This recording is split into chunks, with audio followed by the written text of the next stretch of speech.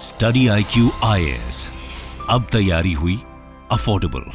नमस्कार दोस्तों रिसेंटली आपने सुना होगा लेबनान के अंदर इजराइल ने पेजर और वॉकी टॉकी के माध्यम से लगातार सीरीज ऑफ ब्लास्ट किए, जिसकी वजह से हजारों की संख्या में लोग घायल हुए और कम से कम 25 से 30 लोग मारे भी गए हैं। लेकिन इसकी वजह से जो पूरा हिजबुल्ला है, हिजबुल्ला के जो फाइटर्स हैं, वो शॉक में आ गए कि आखिरकार हुआ क्या है उनके साथ। वो कभी एक्सपेक्ट ही नहीं कर सकते थे कि पेजर के माध्यम से भी ब्लास्ट किया जा सकता है। तो यहां पर हिजबुल्ला सोच ही रहा था कि वो कैसे इजराइल पर अटैक करेगा, इसका बदला लेगा। इजराइल ने क्या किया है, कल काफी समय तक यहां पर एयर स्ट्राइक किया, लगातार बॉम्बिंग की और हिजबुल्ला के कई सारे जो इंफ्रास्ट्रक्चर हैं, उनके जो ठिकाने हैं, उनको यहां पर उड़ा दिया है। और इसी की वजह से हमें जानना जरूरी है कि एग्जैक्टली अब हो क्या रहा है, क्योंकि बताया जा रहा है कि इजराइल ने अब तय कर लिया है कि जो पूरा वॉर है एक नए फेज में आ चुका है। तो ये नया फेज ऑफ वॉर क्या है, भारत के पर्सपेक्टिव से ये क्यों इतना इंपॉर्टेंट है, आप सबको काफी जानने को मिलेगा इस वीडियो में। चलिए आगे बढ़ते हैं, लेकिन उससे पहले मैं आप सबको बता दूं कि आप में से जो भी लोग 2025 की यूपीएससी की तैयारी कर रहे हैं, हमारा प्रतिज्ञा प्लस बैच ले सकते हैं। By using the code Ankit live you will get maximum discount, और इसका जो लिंक है वो कमेंट सेक्शन में दिया हुआ है। और इसके अलावा अगर आप एमसीक्यूज अटेम्प्ट करना चाहते हैं तो मेरे इंस्टा पेज पर जाइए, वहां पर स्टोरीज में जितने भी एमसीक्यूज हैं उसको भी आप अटेम्प्ट कर पाएंगे। चलिए शुरुआत करते हैं और सबसे पहले ये देखते हैं कि एग्जैक्टली हुआ क्या है। देखिए, इजरायली मिलिट्री ने कल जो है एक new wave of attack against Hezbollah उनको टारगेट किया लेबनान के अंदर। आपको पता ही होगा, जब हम लेबनान की बात करते हैं, इसकी जो कैपिटल है बेरूट है, लेकिन यहां पर ज्यादातर हिजबुल्ला के जो ठिकाने हैं, जो इनके फाइटर्स हैं, वो आपको लेबनान के साउथ में यहां पर देखने को मिलेगा। और अक्सर यही होता है कि मान लीजिए अगर इजराइल और गाजा का वॉर चल रहा है, इजराइल पैलेस्टीन का वॉर चल रहा है, इजराइल यमन का वॉर चल रहा है, जो हौतीज है वहां पर, तो उसमें क्या होता है, अक्सर ये देखने को मिलता है कि जो हिजबुल्ला है वो रॉकेट लॉन्च करता है इजराइल की तरफ, जिसकी वजह से इजराइल काफी परेशान रहता है। और कहीं ना कहीं इजराइल ने अब ठान लिया है कि वो हिजबुल्ला का पूरा जो ठिकाना है, जो इनके इंफ्रास्ट्रक्चर है, वो उसको पूरी तरह से खत्म करके रहेगा। तो यहां पर एक्चुअली चिंता की बात यही हो रही है कि क्या ये जो वॉर एस्केलेट हो रहा है, क्या ये बड़े वॉर में कन्वर्ट होने वाला है। क्योंकि मैं आपको बता दूं, जो हिजबुल्ला है, इनको डायरेक्ट सपोर्ट मिलता है ईरान से।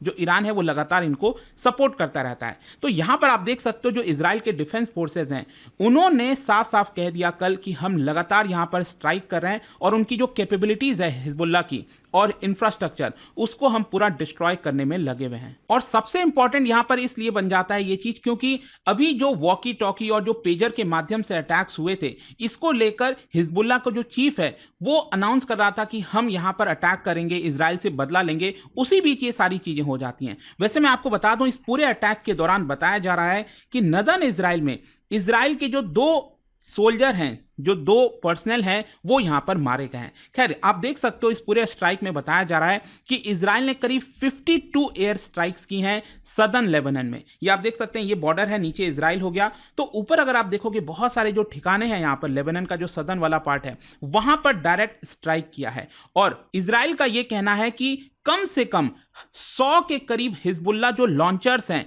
और उनके जो इंफ्रास्ट्रक्चर है, वो हमने डिस्ट्रॉय किए हैं। बेसिकली इजराइल का यह कहना है कि जहां जहां से लेबनान में यहां पर जो हिजबुल्ला के लॉन्चर्स लगे हुए हैं, वो लगातार इजराइल की तरफ रॉकेट लॉन्च करते रहते हैं, उन सारे लॉन्चर्स को हम पूरी तरह से खत्म करने में लगे हुए हैं। तो यहां पर ऑब्वियस सी बात है, जब इजराइल ने एयर स्ट्राइक किया, अच्छा, इजराइल ने यह भी कहा है कि हमने बॉर्डर क्रॉस नहीं किया है, हमने बॉर्डर के अंदर रहते रहते यहां पर बहुत सारे स्ट्राइक किए हैं। और यहां पर जो भी स्ट्राइक हुआ है, इजराइल का यह कहना है कि कम से कम 37 लोगों की जानें गई हैं इस पूरे स्ट्राइक में। और यहां पर जो टोल है वो और ज्यादा बढ़ सकता है। लेकिन इसकी वजह से जो पूरा रीजन है वो काफी ज्यादा टेंशन में आ गया है। और टेंशन में इसलिए आ गया है क्योंकि यहां पर अब इजराइल का यह कहना है कि ये जो पूरा वॉर है एक नए फेज में एंटर कर चुका है। अब देखिए, यहां पर नया फेज क्या है, मैं आपको पहले भी बोल रहा था कि अभी काफी लंबे समय से इजराइल जो है वो गाजा पट्टी में एंगेज हुआ था। गाजा पट्टी में आपको पता है पिछले साल अक्टूबर 7 अक्टूबर से ये पूरा वॉर स्टार्ट हुआ और अभी भी जारी, अभी भी वो पूरा खत्म नहीं हुआ है। लेकिन अब क्या है ना कि इजराइल का ये मानना है कि जिस प्रकार से उसने गाजा पट्टी के अंदर यहां पर बहुत सारे जो इंफ्रास्ट्रक्चर हैं, जैसे रॉकेट फैक्ट्रीज, मिसाइल फैक्ट्री, जो टनल्स है जहां पर बॉम्ब्स और वेपन्स को स्टोर किया जाता था, उसको खत्म कर दिया। 15,000 हमास के जो फाइटर्स हैं उनको खत्म किया गया। इनके जो पॉलिटिकल लीडर हैं इस्माइल हनिया और मिलिट्री कमांडर मोहम्मद देफ, इन सबको इजराइल ने खत्म कर दिया है गाजा के अंदर। तो भले ही अभी क्या है, गाजा का जो मेन हेड है वो अभी भी गाजा में ही है, लेकिन शायद अब उसके पास उतनी कैपेबिलिटी नहीं बची है कि वो इजराइल के ऊपर अटैक कर पाएगा।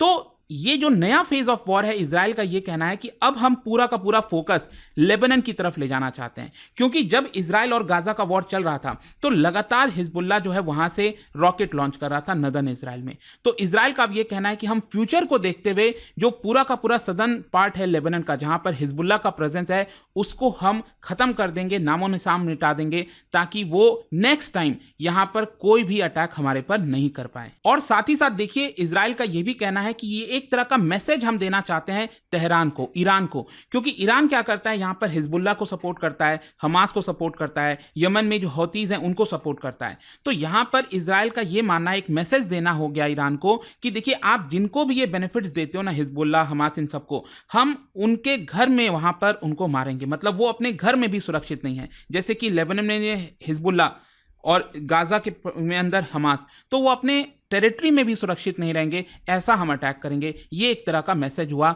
इजराइल की तरफ से। खैर, अब क्वेश्चन यहां पर फाइनली ये आता है कि भारत के पॉइंट ऑफ व्यू से ये क्यों इतना ज्यादा इंपॉर्टेंट हो जाता है। देखो, ऑब्वियस सी बात है, ये हमारे लिए काफी ज्यादा सीरियस कंसर्न है, क्योंकि अभी तक अगर आप देखोगे तो यहां पर भारत ने जो डिप्लोमेटिक सिचुएशन है उसको काफी अच्छे से हैंडल किया है, जो भी इजराइल पैलेस्टीनियंस के बीच में इस समय विवाद चल रहा है। बट अगर ये पूरा विवाद और बढ़ता है, इजराइल और हिजबुल्लाह के बीच में जो भी कुछ अभी हो रहा है, इसकी वजह से क्या होगा, ईरान डायरेक्टली इन्वॉल्व हो जाएगा, क्योंकि ये सबको पता है, ईरान ने भी डायरेक्टली डिक्लेयर कर रखा है कि वो हिजबुल्लाह को सपोर्ट करता है।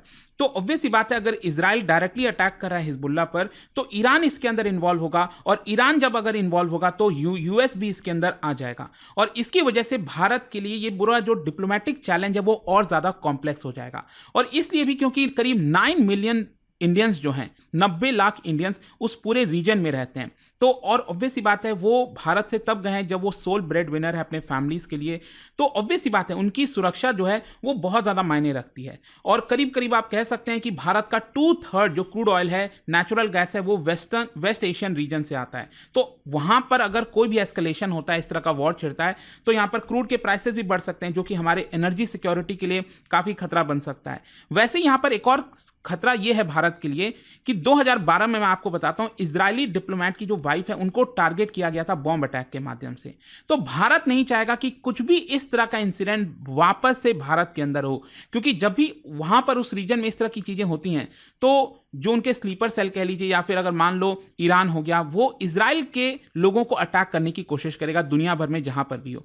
तो इसकी वजह से भारत नहीं चाहेगा कि इस तरह का सिचुएशन वापस से अब क्रिएट हो जाए। तो कहीं ना कहीं हमें भी अपनी सिक्योरिटी फोर्सेज, ये सारी चीज़ों को चौकन्ना रखना पड़ेगा। इजराइल और बाकी के लोग हैं उनको ट्रैक रखना होगा।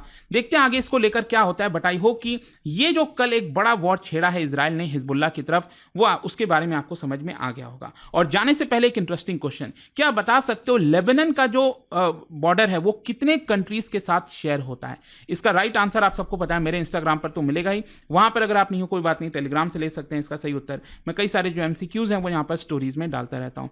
अगर आपको PDF चाहिए तो टेलीग्राम पर आइए, अलग अलग सोशल मीडिया पर आप जुड़ पाओगे। और जैसा मैंने आपको बताया, अगर आप UPSC की तैयारी कर रहे हैं, कोई भी बैच चाहते हैं, you can simply use this code Ankit live to get maximum discount. And I hope कि वीडियो आपको पसंद आया होगा। मिलता हूं आपसे next time. Till then, thank you very much, see you soon. Study IQ IAS, अब तैयारी हुई अफोर्डेबल।